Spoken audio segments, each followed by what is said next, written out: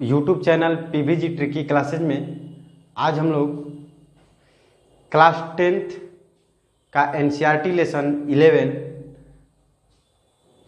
मानव नेत्र तथा रंग बिरंगा संसार ह्यूमन आई तथा कलर एंड कलरफुल वर्ड के बारे में देखेंगे। ठीक है, इस चैप्टर में हम लोग मानव नेत्र से संबंधित जितने भी मल्टीपल क्वेश्चन हैं सभी मल्टीपल क्वेश्चन को कवर करेंगे तथा डिस्क्रिप्टिव क्वेश्चन को भी देखेंगे। ठीक है, तो इसकी शुरुआत करते हैं हम लोग। देखते हैं सबसे पहले मानव नेत्र। ठीक है, मानव नेत्र जो होता है वो क्या होता है, एक गोलाकार होता है। ठीक है, एक गोले की तरह होता है। ठीक है, जिसे इसको क्या बोलते हैं, आई बॉल कहते हैं, नेत्र गोलक कहते हैं। ठीक है, अब एक बार इस बार जो है एग्जाम में पूछा हुआ था कि नेत्र गोलक का जो है व्यास कितना होता है। तो नेत्र गोलक का व्यास कितना होता है, तो नेत्र गोलक का व्यास लगभग 2.3 सेंटीमीटर होता है। ठीक है, नेत्र गोलक का व्यास 2.3 सेंटीमीटर होता है। फिर इसके बाद हम लोग देखते हैं, अब इसके बारे में इसमें जितने भी टर्म्स हैं, ठीक है, इस टर्म का हम लोग परिचय देखते हैं। फिर इसके बाद इसका वर्किंग प्रिंसिपल देखेंगे। ठीक है, कार्यविधि। तो सबसे पहले क्या होता है, ये नेत्र गोलक होता है और ये जो नेत्र गोलक होता है वो क्या होता है कि एक मोटे परत से बना होता है। ठीक है, ये नेत्र गोलक जो है वो क्या होता है, एक मोटे परत से बनता होता है, अर्थात इसका जो बाहरी आवरण होता है वो क्या होता है, मोटा होता है। ठीक है, जिसको क्या कहते हैं, दृढ़ पटल या स्क्लेरा कहते हैं, जिसे दृढ़ पटल या स्क्लेरा कहते हैं। ठीक है, इसके बाद दृढ़ पटल के जस्ट सामने जो है, अर्थात आंख के आगे वाली भाग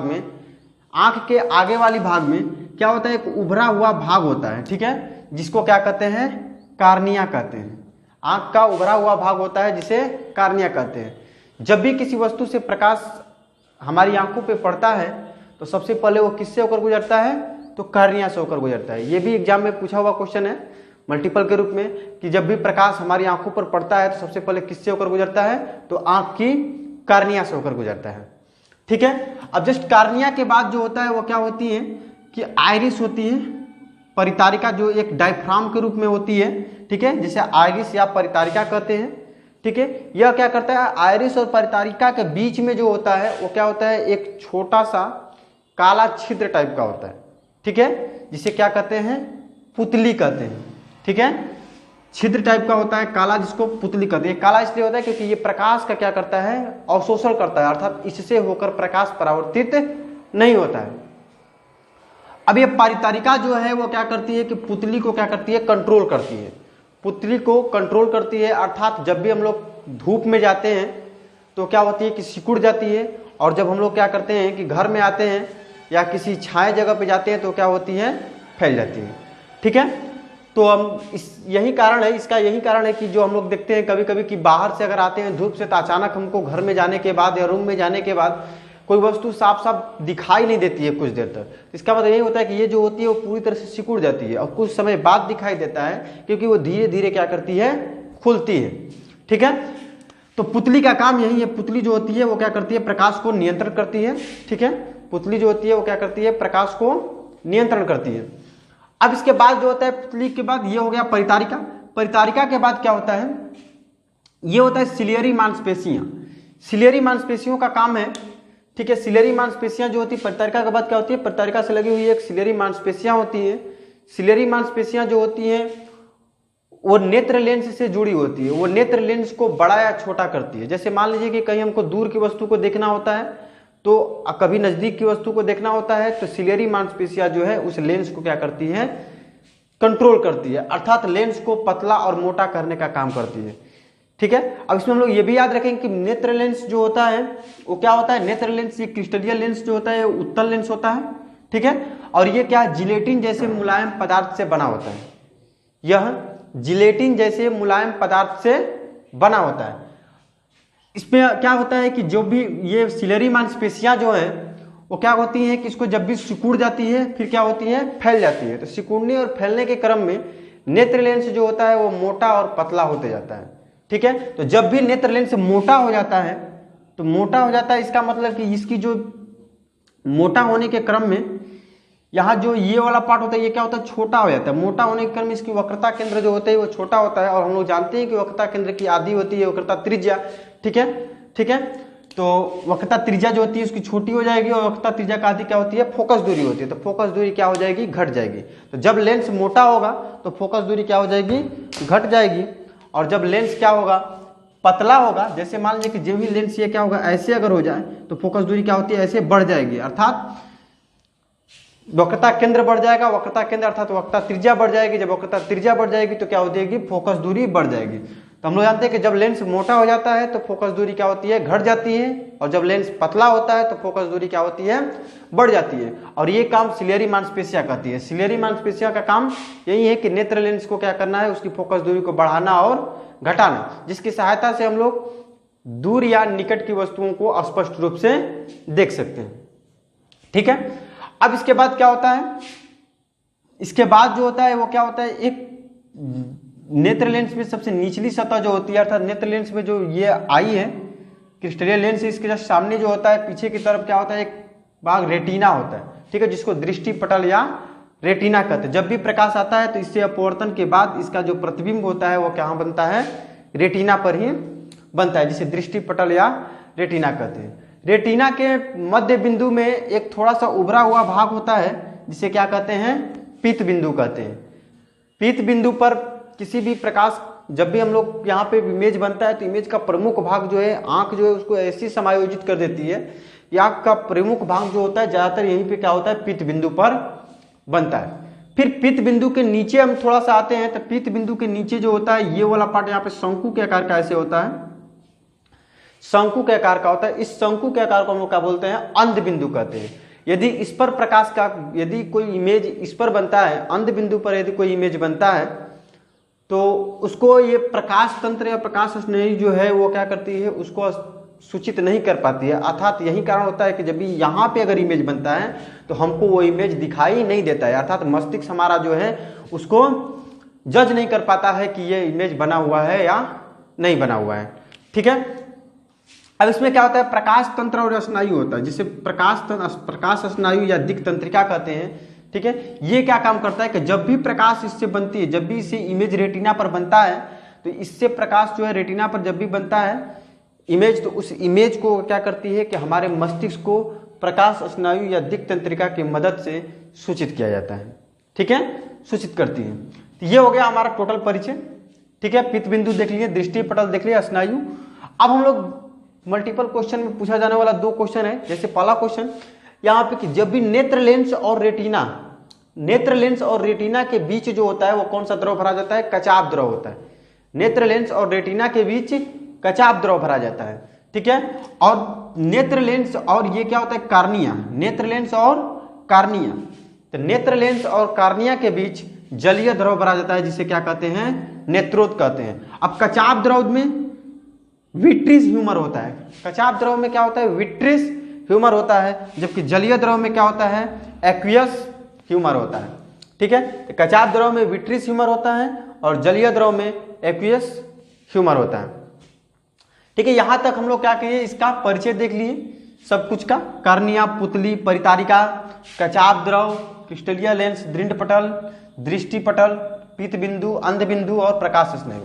ठीक है, सबका हम लोग परिचय देख लिए। अधिक जानकारी के लिए डिस्क्रिप्शन में लिंक दिया हुआ है। ठीक है, इसका हम लोग PDF भी डाउनलोड कर सकते हैं, और PDF से भी हम लोग थोड़ा सा पढ़कर दोनों से मिलाकर क्या करेंगे, जितना भी हम बातें बोल रहे हैं उसको लिख कर क्या करें, एक अच्छा सा नोट्स तैयार कर सकते हैं। ठीक है, तो अब हम लोग देखते हैं कचाप द्रव, ये हो गया। कचाप द्रव में क्या होता है, विट्रिस ह्यूमर होता है। जलीय द्रव में क्या होता है, एक्वियस ह्यूमर होता है। ठीक है, इंपोर्टेंट पार्ट, नेत्र लेंस और रेटिना के बीच जो है वो क्या भरा जाता है, कचाप द्रव भरा हुआ रहता है। ठीक है, और कार्निया और नेत्र लेंस के बीच जलीय द्रव भरा हुआ रहता है। ठीक है, नेत्र गोलक का व्यास कितना होता है, 2.3 सेंटीमीटर। अब हम लोग देते हैं इसकी वर्किंग प्रिंसिपल, मतलब कि आंख देखने का कैसे काम करता है। ठीक है, वर्किंग प्रिंसिपल को देखते हैं।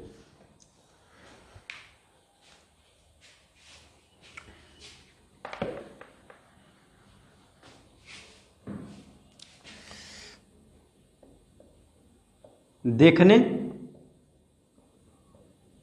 की क्रिया, वर्किंग ऑफ वर्किंग ऑफ आई, ठीक है, देखने की क्रिया, वर्किंग ऑफ आई। अब देखने की क्रिया क्या होती है, तो सबसे पहले हम लोग देखते हैं कि प्रकाश जो होता है किसी वस्तु से, हमको कोई वस्तु तभी दिखाई देती है जब प्रकाश उससे परावर्तित होकर हमारी आंखों तक पहुंचता है, ठीक है। जब भी प्रकाश किसी वस्तु से परावर्तित होकर हमारी आंखों तक पहुंचता है तब हमको क्या होती है, कोई वस्तु दिखाई देती है। देखने की क्रिया में देखिए क्या करते हैं, सबसे पहले जो है प्रकाश जो है किसी वस्तु से, प्रकाश सबसे पहले आता है तो हमको किससे होकर एंटर करता है, हमारे आंख में कार्निया से होकर। तो जब भी प्रकाश क्या होता है कि प्रकाश जो होता है किसी वस्तु से आने वाली प्रकाश, ठीक है, कार्निया तथा नेत्र लेंस से अपवर्तन के बाद, कार्निया तथा नेत्र लेंस, कार्निया इसके बाद परितारिका है, ठीक है, पुतली, तो कार्निया और नेत्र लेंस से अपवर्तन के बाद नेत्र के रेटिना पर